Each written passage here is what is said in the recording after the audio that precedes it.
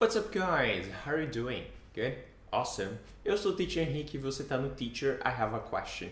Aqui no canal você sempre vai encontrar aulas sobre gramática, vocabulário, expressões, pronúncia e tudo mais que envolver o aprendizado de língua inglesa. A aula de hoje é sobre o primeiro condicional.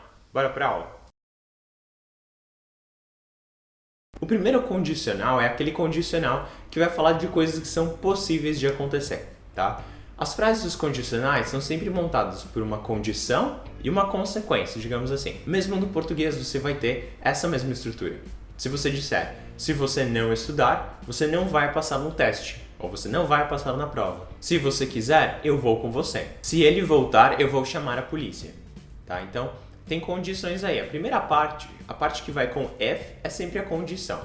Então, se essa primeira coisa acontecer, uma segunda coisa vai acontecer como consequência. Você percebeu também que em português a gente sempre vai usar a primeira parte com o se, uma frase no presente. Então, se ele voltar, essa é a condição.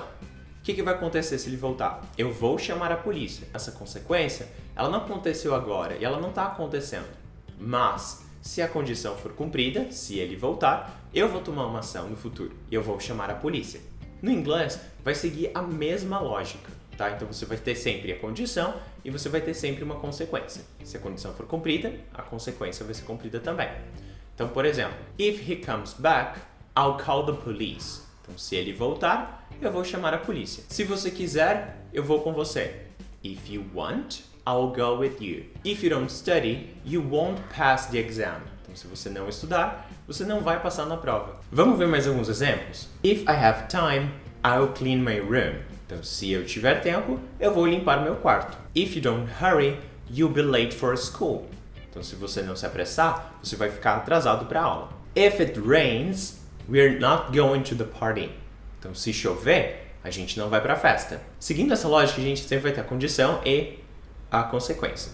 A gente pode ter frases negativas, por exemplo, if he doesn't show up, he'll be fired.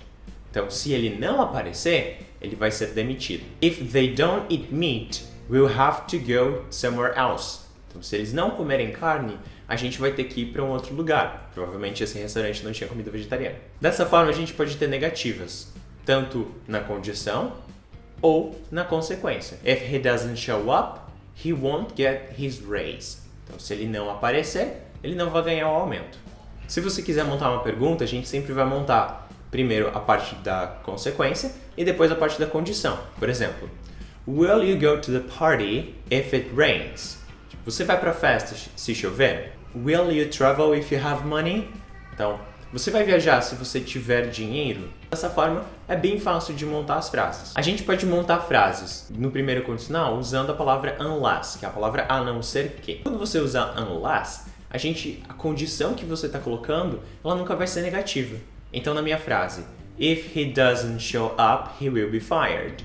Se ele não aparecer, ele será demitido. Se eu quiser usar unless, vai ficar assim, unless he shows up, he will be fired. A não ser que ele apareça, ele será demitido. If you don't pay me now, I will call the police. Então, se você não me pagar agora, eu vou chamar a polícia. Se eu quiser usar o unless you pay me now, I will call the police. A não ser que você me pague agora, eu vou chamar a polícia. If you don't study, you won't pass the exam. Unless you study, you won't pass the exam. Então, se você não estudar, você não vai passar na prova. Com if, a gente pode usar a condição na negativa, mas com unless, a gente não pode. É importante lembrar que o unless ele é um pouquinho mais formal do que o if. Também vai mostrar ali que você tem um vocabulário maior, então talvez seja um pouco melhor para você usar, por exemplo, no TOEFL ou num IELTS, alguma coisa assim, ele vai te dar uns pontinhos a mais. Não dá para esquecer que o primeiro condicional, ele é sempre condicional de coisas que são possíveis de acontecer, tá? Não é coisas, por exemplo, se eu fosse, eu seria... Não, são coisas reais, tá? No presente, se acontecer isso, vai ter isso como consequência. Eu vou deixar umas frases para vocês aqui no vídeo e eu gostaria que vocês completassem elas da melhor forma que vocês acharem. Ok? Algumas são perguntas, algumas são frases normais.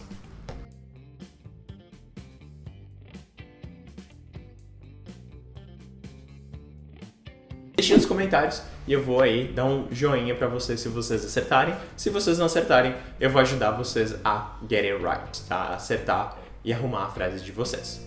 Pessoal, se vocês gostaram da aula, deixem um like de vocês, comentem, se inscrevam no canal, compartilhem com os amigos de vocês. Sigam a gente também nas nossas outras redes sociais, Instagram e Facebook. Tô mais ativo no Instagram, então se você quiser tirar alguma dúvida, alguma coisa assim, pode mandar mensagem lá, talvez vire vídeo. Alright? Thank you for watching. I see you around. Bye bye.